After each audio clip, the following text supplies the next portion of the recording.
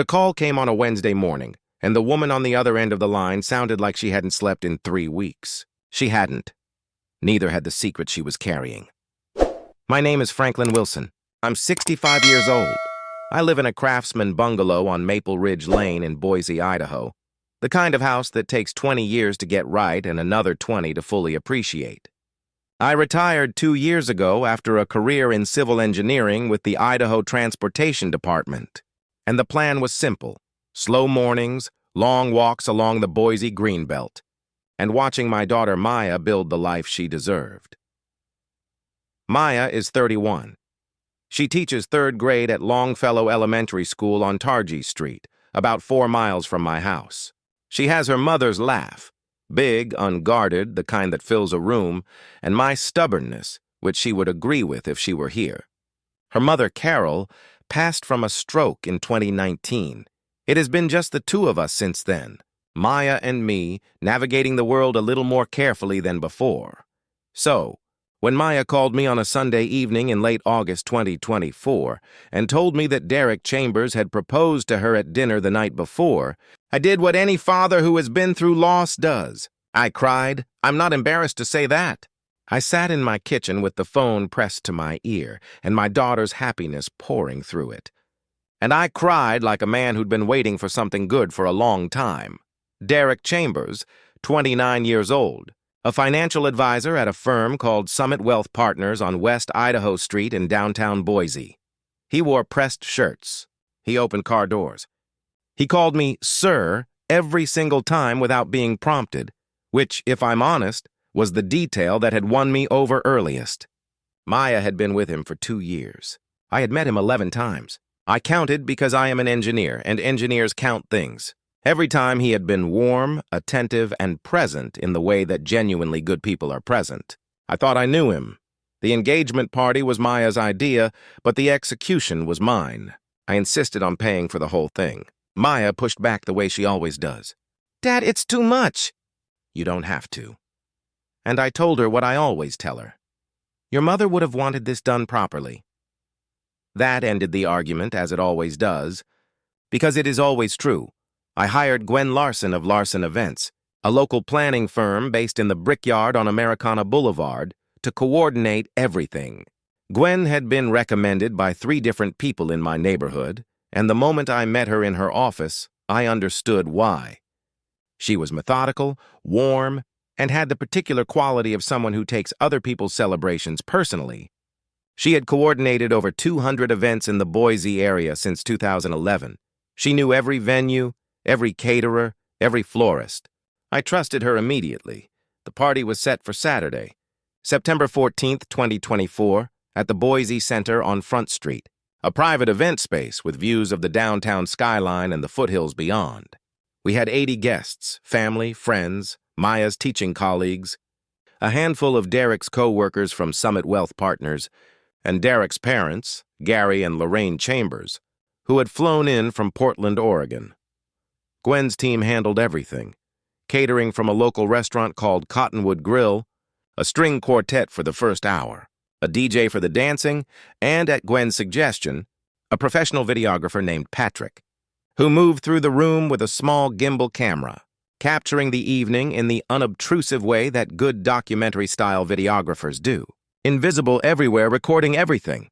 I didn't know on the night of that party that Patrick's camera would become the most important piece of evidence I'd ever hold in my hands.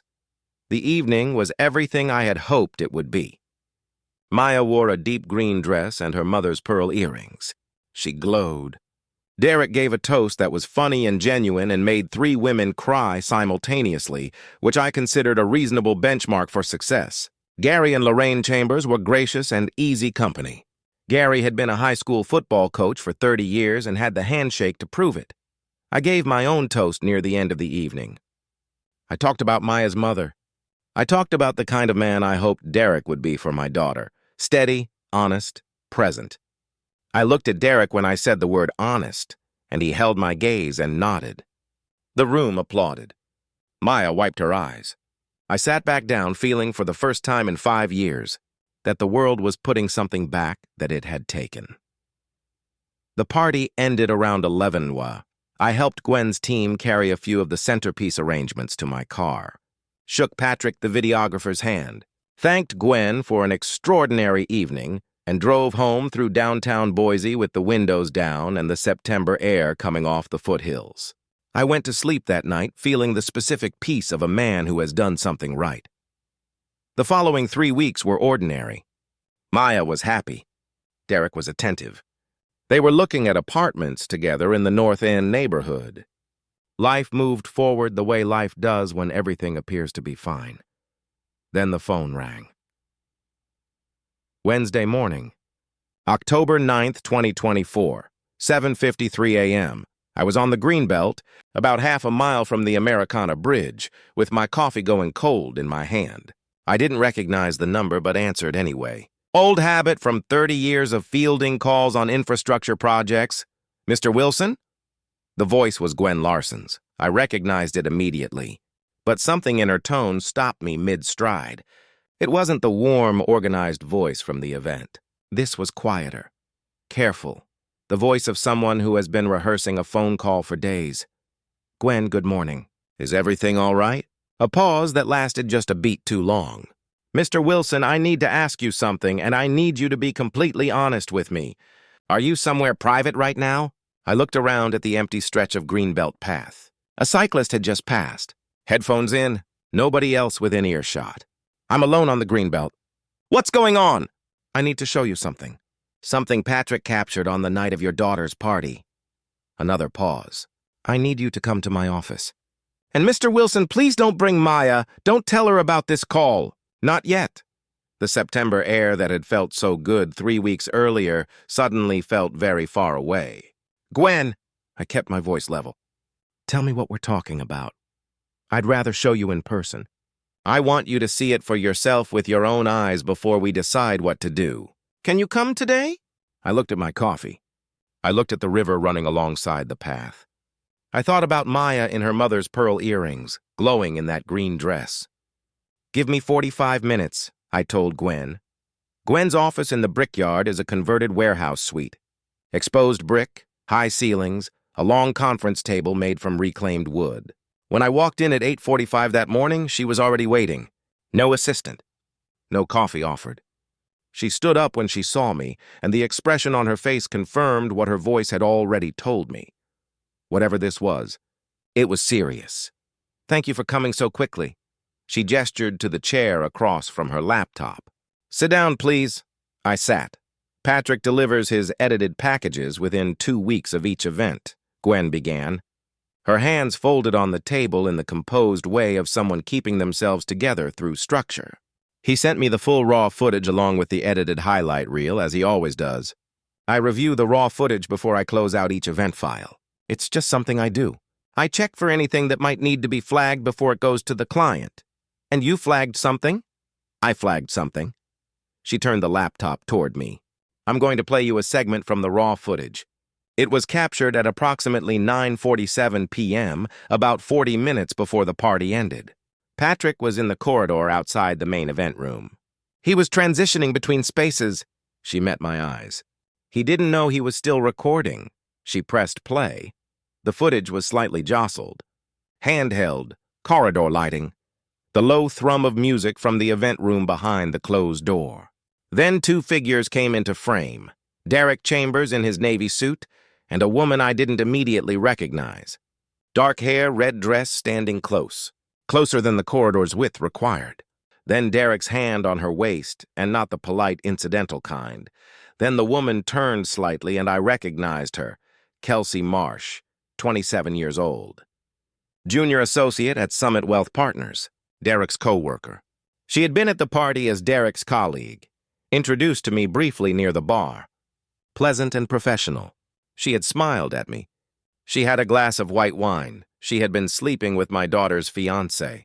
And from the footage, it had been going on long enough that they touched each other in corridors the way people touch each other when they're no longer careful about being seen. On the screen, Derek leaned close to Kelsey's ear and said something. Kelsey laughed, a soft, private laugh. Then she reached up and straightened his pocket square. It was 15 seconds of footage. 15 seconds that told me everything a father needs to know, and a daughter deserves not to find out from a stranger. I watched it twice. I didn't speak. Gwen closed the laptop. The office was very quiet.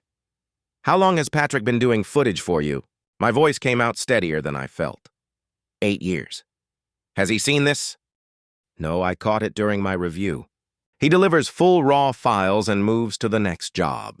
He won't have reviewed this section." I nodded slowly. "And you haven't told anyone else?" "Only you." "You're her father. This was your event. You deserve to know first." She paused. "I'm sorry, Mr. Wilson, I genuinely am. I've coordinated a lot of celebrations. This is the hardest call I've ever had to make." I looked at the closed laptop for a long moment. Then I stood up, thanked her, and walked out into the brickyard courtyard. The Boise foothills were golden in the October morning light. The air smelled like dry grass and autumn. I didn't know it yet, but what I did in the next 48 hours would determine whether my daughter walked into a marriage built on sand or whether she had enough of the truth to make her own choice. And I had raised Maya Wilson to always have the truth. There's a particular kind of rage that doesn't yell. It doesn't throw things. It sits very quietly in your chest and makes a list. I drove home from the brickyard on autopilot, down Americana Boulevard, right on Franklin Road, left onto Maple Ridge Lane, and I sat in my driveway for 11 minutes before I went inside. I know it was 11 minutes because I watched the clock on my dashboard the whole time. Engineering brain. When everything else is chaos, you count what you can count. Inside the house, I made a fresh pot of coffee, sat at the kitchen table, and opened my notebook. I still keep a paper notebook, old habit from decades of field assessments, and I wrote down 3 things in the order I needed to think about them. What do I know for certain? What do I not yet know? What does Maya need from me right now? What I knew for certain: Derek Chambers had been physically intimate with Kelsey Marsh at his own engagement party, the party I had paid for, in a corridor outside the room where my daughter was glowing in her mother's pearls. The footage was unambiguous. I had watched it twice with clear eyes. What I didn't yet know: how long this had been going on, whether it was ongoing or a single catastrophic lapse, whether anyone else in Derek's world knew, whether Kelsey Marsh knew Derek was engaged or whether she was also being deceived, and what Maya needed: the truth. All of it, delivered by someone who loved her, not from a rumor, not from a screenshot someone texted her, not from an anonymous source. From her father. But not until I knew more. I want to be clear about what I did next. Because people often assume that a 65-year-old retired engineer from Boise will react to something like this by either doing nothing or doing something loud and permanent. I did neither. What I did was methodical. I called my attorney, a man named Howard Beck, who has had an office on West Bannock Street for 30 years and is the kind of lawyer who answers his phone on the second ring regardless of the hour. I explained the situation plainly. Howard listened without interruption. Then he told me what I needed to hear: that the footage belonged to the event coordinator under the terms of her standard contract, that she had every legal right to share it with the client, which was me, and that I was under no legal obligation to do anything with it, but that I should document everything carefully before I acted. I asked Howard if he could reach out quietly to Summit Wealth Partners through a professional, contact to find out whether Derek Chambers had any formal complaints or disciplinary history. Howard knew people. He always knew people. He said he'd make a call. I didn't know it yet, but that call would pull on a thread that had been loose for much longer than 3 weeks. Thursday, October 10th, the day after Gwen's call. I had slept maybe 4 hours. I was up at 5:30 at the kitchen table with my notebook again when my phone buzzed with a text from Howard. "Call me when you're up." "Found something." I called him at 6 up. Howard's voice was measured, but there was something in it. The particular weight of a man delivering information he wishes he didn't have. "Franklin, I spoke with a contact at the Idaho Department of Finance, the division that handles licensing oversight for investment advisors. Derek Chambers has an active complaint filed against him from a client, filed 8 months ago. The complaint is still under investigation." I set my coffee mug down. "What kind of complaint?" "Unsuitable investment recommendations?" A retired couple in Eagle, Gary and Patricia Norwood, filed a complaint alleging that Chambers moved their retirement portfolio into high-risk instruments without their full informed consent. They lost close to $60,000. The investigation is ongoing. It has not resulted in any formal action yet, but it's there, Franklin. It's in the record. I wrote Gary and Patricia Norwood, Eagle, Idaho in my notebook. Then I wrote the number 60,000 under it. Then I underlined it twice. Is this public record? I asked. Regulatory complaints filed with the Idaho Department of Finance are public record once they've been received and logged, Howard confirmed. I can get you the documentation. Get it. I hung up. I looked at my notebook. I looked at the morning light beginning to come through the kitchen window over the backyard, where Carol had planted a row of lilac bushes 20 years ago. What kind of man had been sitting at my table, calling me sir and shaking my hand for 2 years? I need to talk about Derek Chambers, not just as my daughter's fiancé, but as a person, because I think it's important to understand how predatory behavior operates in plain sight. What I was learning about Derek was not random or accidental. It was a pattern. A man who can sit across from a retired couple, earn their trust, recommend financial instruments that benefit his commission structure at the cost of their retirement savings, and then smile through a regulatory complaint. That man has a particular relationship with deception. He has practiced it. He is comfortable inside it. The corridor footage wasn't a moment of weakness. It was consistent with who he actually was. People like Derek do not compartmentalize by accident. They train themselves to present one face while operating another. It is, in its own terrible way, a skill. And the reason it works is that the rest of us, decent people, people who take other people at face value, are not looking for it. We're not built for suspicion. We extend the benefit of the doubt because that's what good people do. That's what I had done. For 2 years. Friday, October 11th. I called Gwen and asked her to send me a copy of the footage segment formally in writing through her standard documentation process. She did. I had it on a USB drive by noon. That afternoon, I drove to Eagle, a 20-minute drive west of Boise, and knocked on the door of Gary and Patricia Norwood.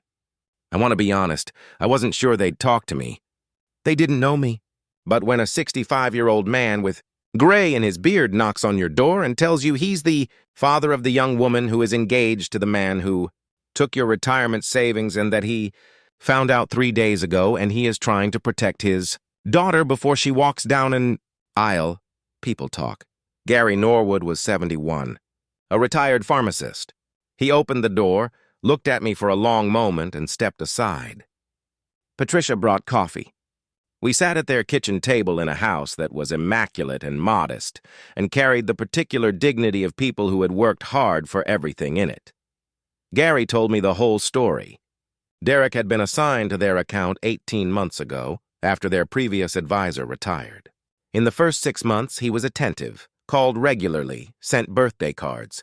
Then, gradually, he began recommending portfolio shifts away from the conservative bond-heavy structure they'd specifically requested into equity funds and alternative investment vehicles that carried significantly higher risk. He explained every change.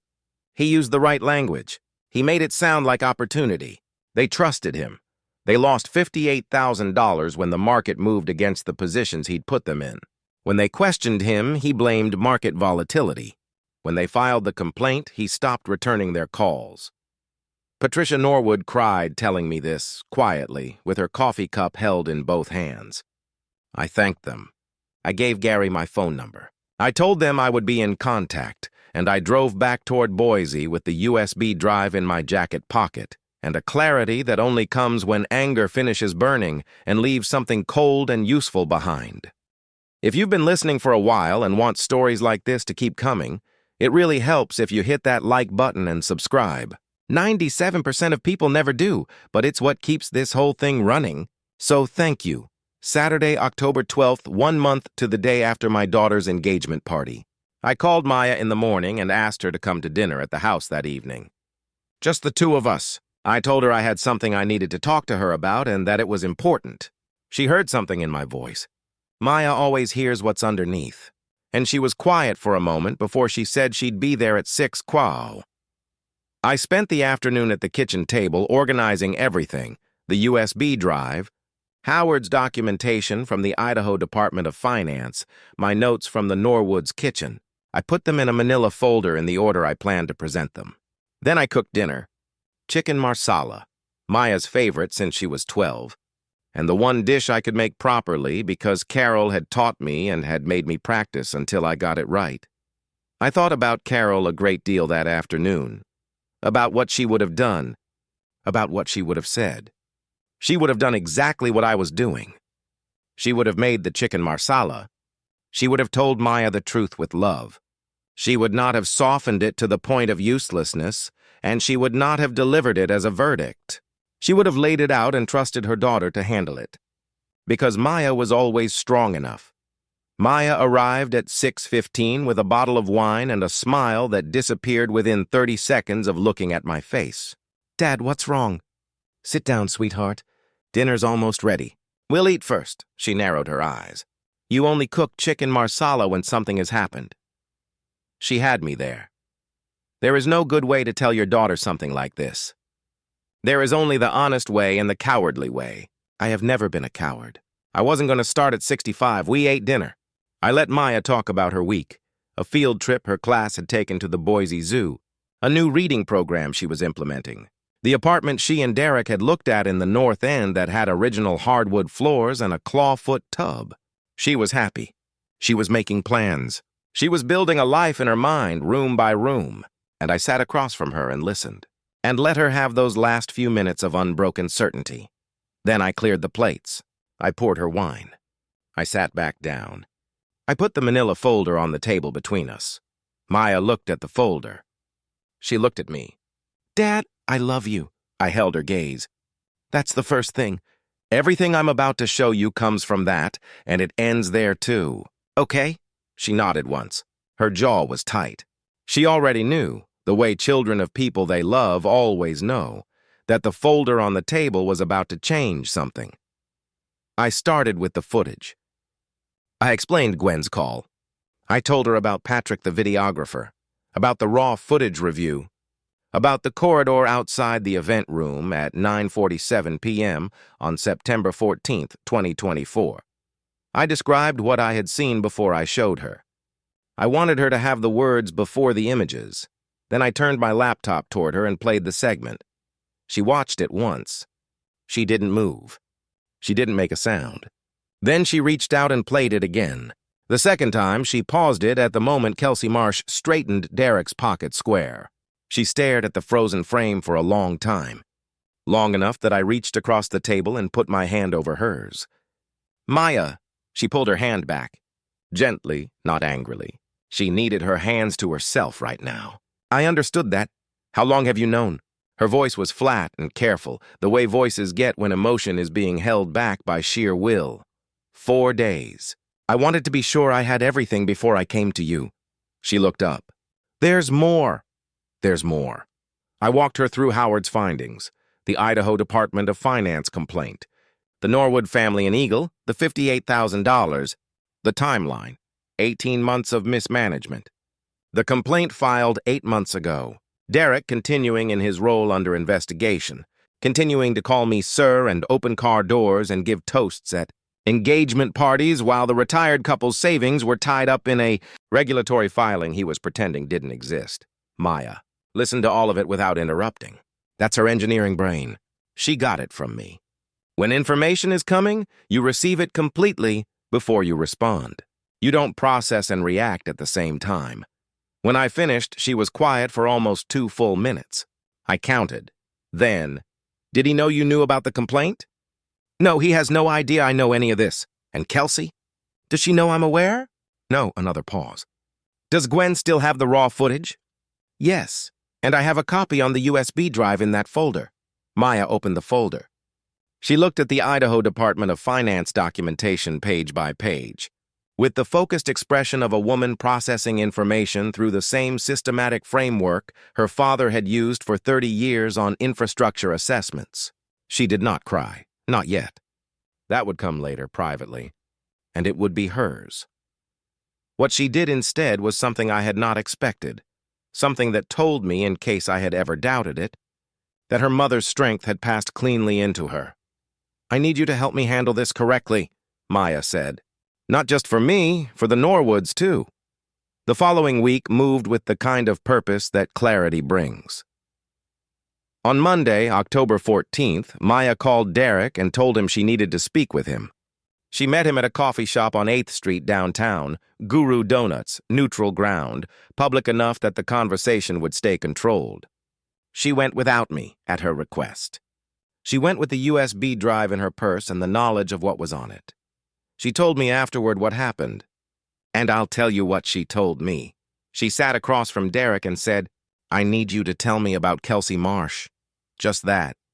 No context. No accusation yet. Just the name.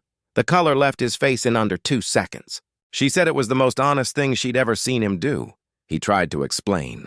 He used the words, it didn't mean anything, which, as Maya noted later with a dry precision that was entirely her mother's, was somehow supposed to be reassuring.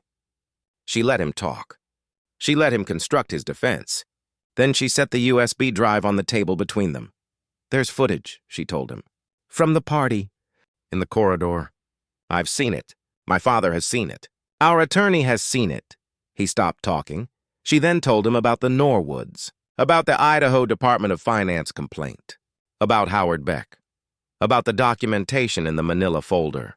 Derek sat there in Guru Donuts on 8th Street in Boise, Idaho, on a Monday morning in October, with the full weight of his own choices laid out in front of him by a 31-year-old third-grade teacher in a cardigan, and he had nothing left.